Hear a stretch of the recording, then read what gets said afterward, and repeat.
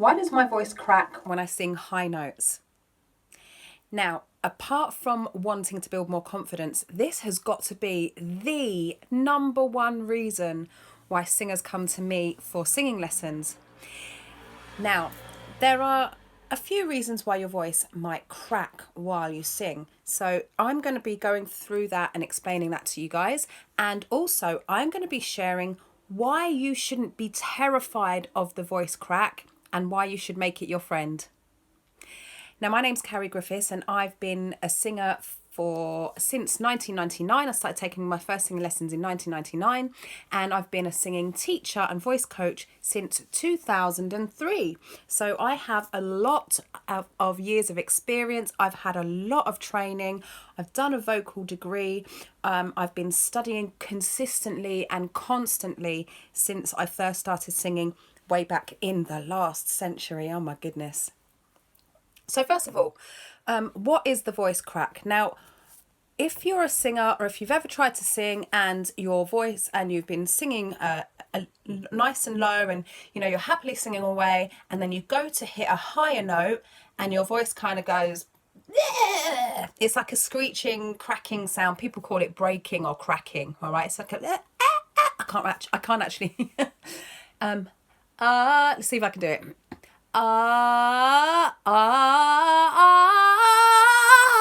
It's kind of like that. I kind of put it on a little bit just to give you guys a demonstration. But if you have a go yourself, try and sing a high note, sing a song, and then go to a high part. If your voice does that kind of wobbly sound, that is the break. You'll feel that something's happening in your voice, and it feels uncomfortable. So the reason that happens is that your vocal cords are made up of muscles and fibers and they sit vertically next to each other, side by side in your larynx, okay?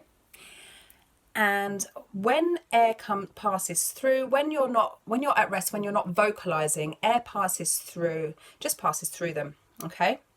I've only got two hands, right, obviously. And when you're vocalizing, then your vocal cords vibrate and they create sound. Now, when you're creating a low pitch, your vocal cords are slightly further away. I mean, obviously, they're tiny, okay, but they're slightly further away. So let's imagine that this is your vocal cords magnified. And then when you sing a high pitch or vocalize a high pitch, your vocal cords come closer together. And what happens when your voice cracks is that your vocal cords they've kind of smacked together or they've lost control somewhere. And that's why you get that very, very fast motion of going from between low and high pitches, and that's your voice cracking, okay? And what we can do to fix that is to learn how to use our voices properly and safely so that they don't slap together and cause damage. Okay, so you can cause tears, bruises, and even nodules. I'm sure that if you're a singer, you've heard of them. If you haven't, you can Google them very, very easily. There have been some very famous cases of singers having nodules and having to have them removed, and in some cases it actually has stopped that person's singing career. Okay, now I've read in a few places that now that things have moved on, there are techniques, medical techniques, surgical techniques, which means that you don't necessarily lose your singing voice if you have nodules and have to have them surgically removed. But I wouldn't recommend getting them in the first place because it's not good for your voice. B, it can really, really damage your confidence, and C, you won't be singing for a long time. Okay, so really learn the right techniques to look after your voice and keep your voice safe. So what I do with my singers is that I get them to really listen to where the crack sits in their voice, because it sits in different places for different people. For me, it's around between from middle C, it's the E after middle C up to around the G sharp. Okay, so it's only a few notes. In some people, that area where your voice transitions, I'll tell you the reason that your voice transitions in a sec. That area where your voice transitions, some people actually have notes that are completely lost because they have that little control of their voice and that little understanding of how their voice works, that they've completely lost some of the notes.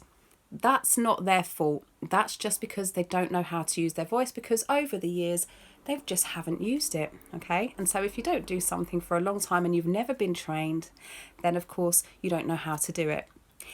So the reason that your voice transitions, so we've got 4 different registers. We've got the vocal fry at the bottom, sounds like a creak. We've got the chest register, chest voice. The words are interchangeable. The terms are interchangeable. If you place your hand on your chest, you can just about you'll be able to feel your voice resonate if you speak in a slightly lower pitch than your speaking voice. Like, hi, my name's Carrie. You can really feel it resonating against your hand. The head voice is higher, it resonates around the head cavity, hence head register, head voice. Ah! And at the top we have the falsetto or the whistle. Ah! And that's you can feel that resonating right at the top. Okay, there are other ways of resonating the voice, but I've got those in all of the different videos that you can watch.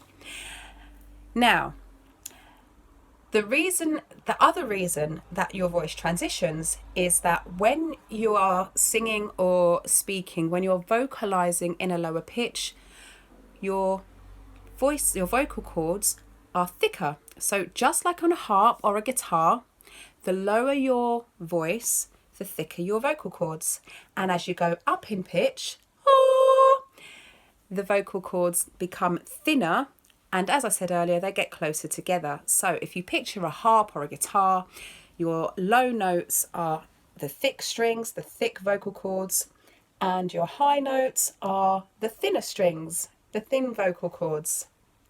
And so as you're transitioning from the chest register to the head register, your vocal cords again can slightly lack control and again not really make the vibrations become lost. Let's just say lost and out of control, and causes your voice to crack.